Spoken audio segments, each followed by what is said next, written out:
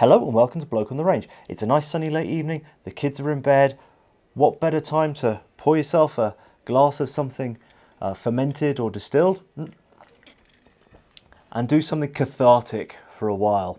Yes, this evening I'm going to do some Blancoing. Now what Blanco is basically is a sort of paint that was based on sort of clay solids and was applied to British webbing equipment from the 19th century, back in the buff leather era, Slade Wallace era, up until the green dyed 1958 pattern webbing came in the late 50s, early 60s. Some units were still using 37 pattern as late as the 70s. Now, in typical British military fashion, in the Second World War, the webbing material, which natural colour was this sort of sandy beige, wasn't the colour they actually wanted it in most theatres.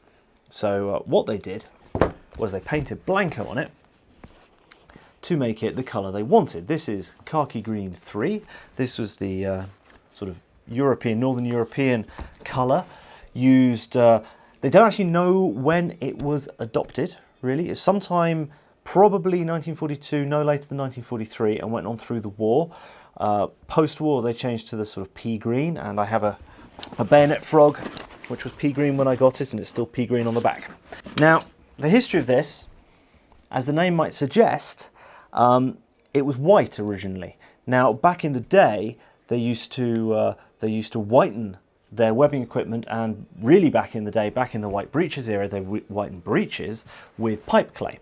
And a company came up with something that was far whiter than pipe clay. I mean, imagine sort of the equivalent of this day and age is a washing powder that washes whiter than white. Well, this was whiter than pipe clay back in the day. So they started producing this, units started adopting it, soldiers started buying it to make their belts and straps look even whiter, look particularly smart on parade. Now, around the time of the Boer War, they went over to buff leather. So the companies producing this thought, well, this is an awfully good idea. Why don't we make khaki Blanco? And people will use this to clean their belt kits. And so it went on. The 1908 pattern was this buff colour, and they thought, ooh, well, yeah, it won't be needed. But of course, back in the day, quality control for dye colours wasn't what it is now. All the different bits of webbing from different manufacturers, they weren't necessarily the same colour. So khaki Blanco in the right shade was a solution to make it all look nice and spangling on parade, and to hide any dirt that got on exercise. Now, when we say it's for cleaning webbing, it's not really cleaning in terms of actually making it clean. It's cover up. This is basically makeup for webbing.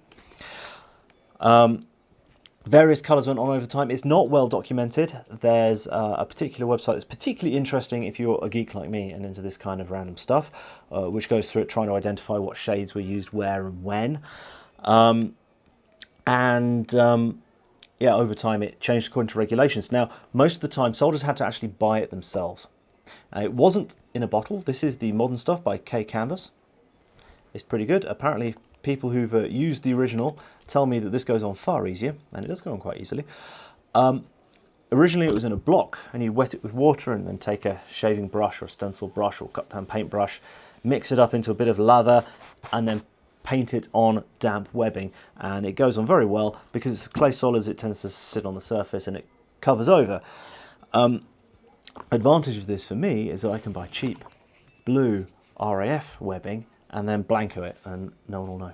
No one wants this stuff because it's the wrong colour, in inverted commas. Now, in different theatres of war, in the Second World War, it was used in different colours.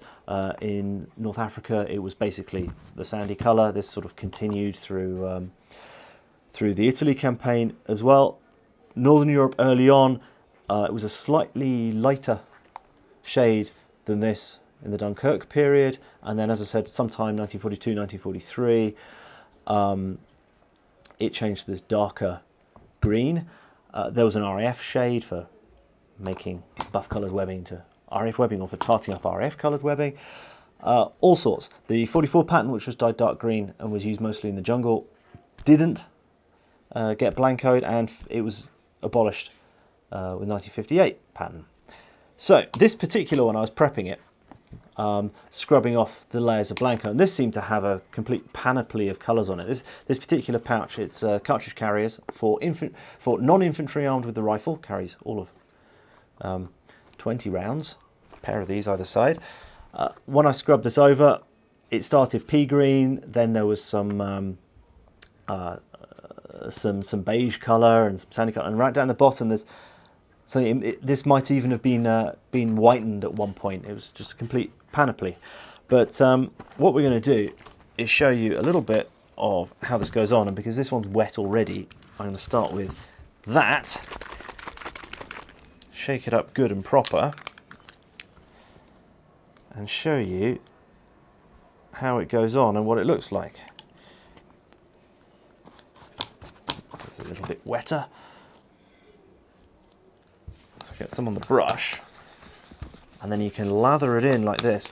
And this stuff from Fresh, I've been using 2 coats to get, well, for instance, in fact this is possibly 2 or 3 coats. These, when I got them, they've been Blancoed white, so I scrubbed them off, basically get in there with a nail brush, bit of washing up liquid, dish soap for Americans, scrub it off. You don't have to get it perfectly clean because, as I said, it's a cover-up.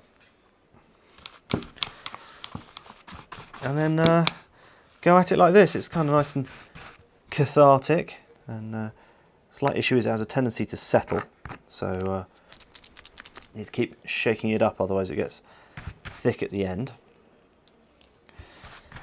Get in there. If you're doing any kind of reenacting or representation, you just want all the visible edges. This stuff's great. This stuff lathers up like soap almost. Get right in there.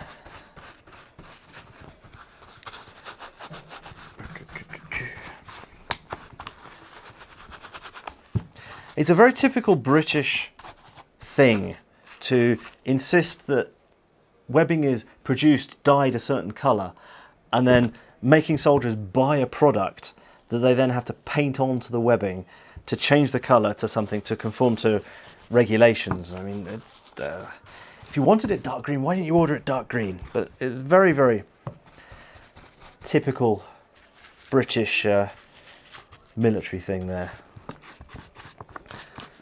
So I'll put that out to one side to dry. Let's just do something small quickly for the camera. Here's a 37 pattern bayonet frog, unissued, 1943. This is for an SMLE bayonet, not a number 4, but some of the number 4 bayonets will fit. You can modify them.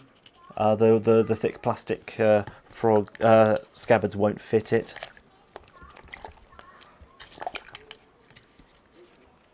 Get it wet. Get in there.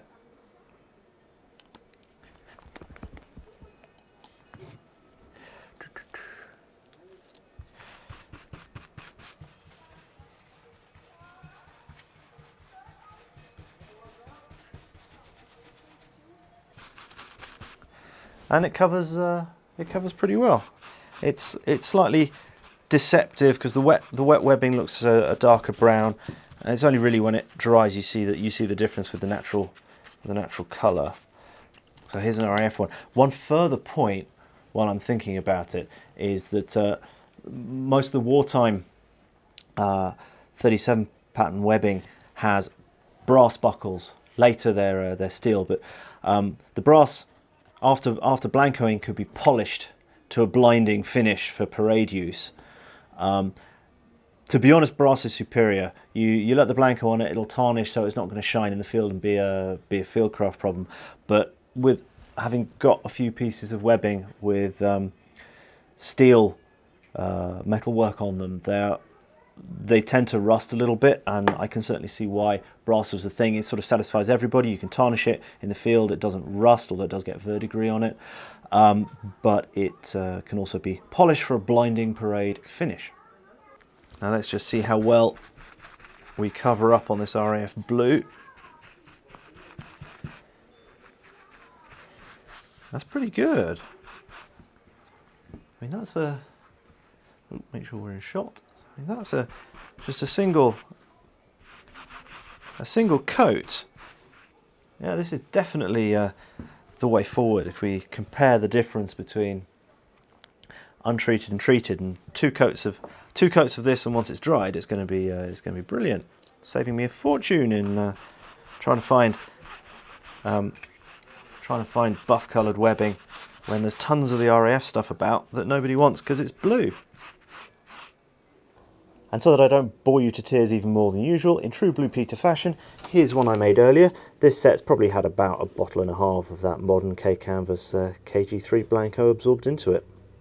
But yeah, this is all for a project. In the summer I have been encouraged to engage in a bit of, we might uncharitably term Waltism, by a certain other YouTuber, which should produce some interesting footage. And I'm not going to say who or where or what yet, but I'm just going to put that out there as a little teaser for something that is upcoming. So I'm not going to bore you any further with this. This is going to be my nice gentle catharsis for this evening. I want to say thank you very much to everyone who supports the channel. Thank you to everyone who likes and subscribes. Thank you particularly to our patrons who help support the channel financially. This hasn't been put through the Bloke on the Range books, but this stuff isn't cheap because it's kind of specialist usage. But yeah, if you like this kind of content and you haven't already done so, please like and subscribe and so on, and see you again on the range sometime. Bye.